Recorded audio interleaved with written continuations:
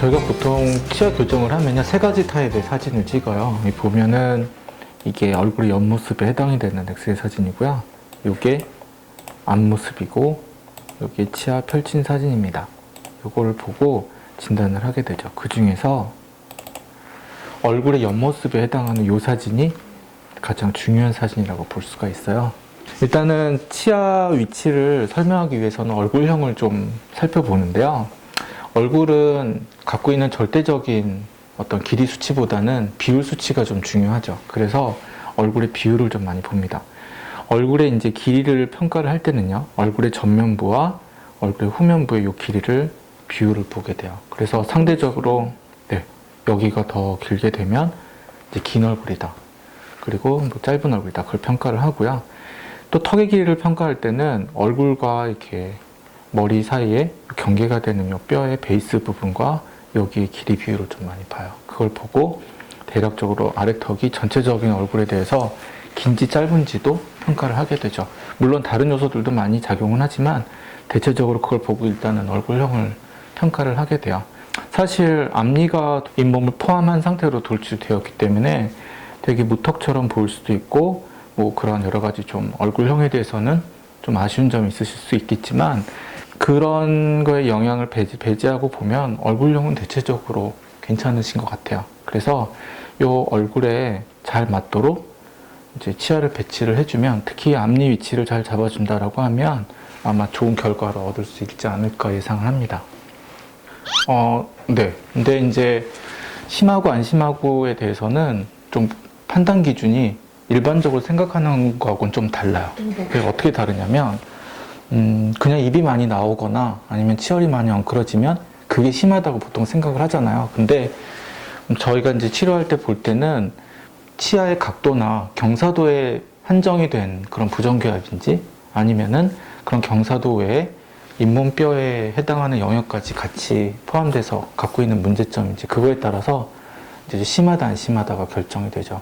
잇몸뼈에 영향을 많이 받는 상태라고 하면은 치료하기도 어렵고 그게 심하다고 생각을 해요. 그런 관점에서 보면 비록 이제 나온 양은 일반적으로 갖고 있는 돌출의 양이랑 거의 비슷하다고 보실 수 있는데, 잇몸의 영향을 굉장히 많이 받고 있어요. 그래서 잇몸뼈에 대한 어떠한 모양 변화가 많이 필요하고, 그런 관점에서는 좀 치료가 쉽지는 않은 그런 상태죠.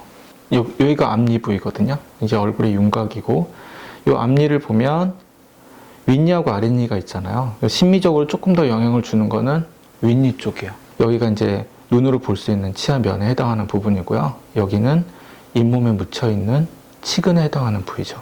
근데 보시면 아시겠지만 이 치근도 잇몸 치아면 못지않게 많이 같이 동반돼서 돌출이 되어 있잖아요. 그래서 여기 치근의 위치 때문에 잇몸이 굉장히 나와 보이는 그런 상태가 된 거죠.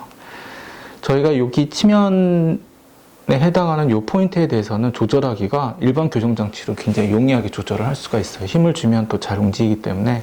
근데 여기서 조금 더 안쪽으로 보면은 이 치근이라고 하는 이 뿌리 부분이 있어서 이 부분들이 상대적으로 좀 덜 움직이는 것이 이제 치료의 한계라고 볼 수가 있죠. 킬본 장치는 바로 이 부위에 움직임을 많이 주기 위해서 사용하는 장치라고 보면 돼요.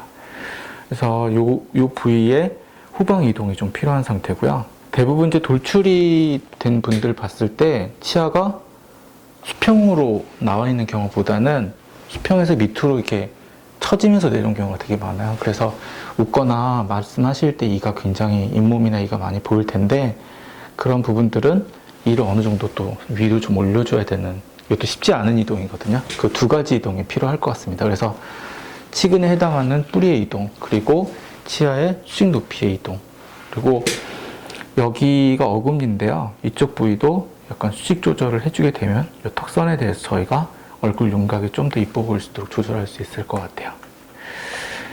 그러기 위해서 이제 발치를 해야 되는데요. 발치하는 위치를 결정할 때 일단 전체적인 치아 건강도를 좀 보거든요.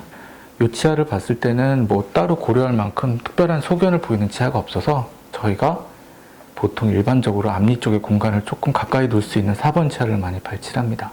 그래서 여기랑 여기랑 이렇게 네 군데 발치를 할 예정입니다. 이렇게 발치를 하고 이 발치공간의 대부분을 일단 사용해서 이를 넣어 보도록 할 거예요. 특히 윗니 같은 경우는 킬본 장치를 사용을 해서 여기 잇몸뼈 부위가 같이 변화될 수 있도록 한 1년가량 진행을 하고요. 이제 얼굴의 변화에 대해서 저랑 지속적으로 이제 얘기를 나누고 어떤 의견을 주고받으면서 만족스러운 어떤 입술의 윤곽이 나타났을 때 치아 배열을 시작하는데 그게 대략 한 1년 정도 뒤가 시작이 될 것 같아요. 아랫니는 그 전에 이미 일반 교정으로 위랑 보조를 맞춰서 진행을 하고 있을 거고요.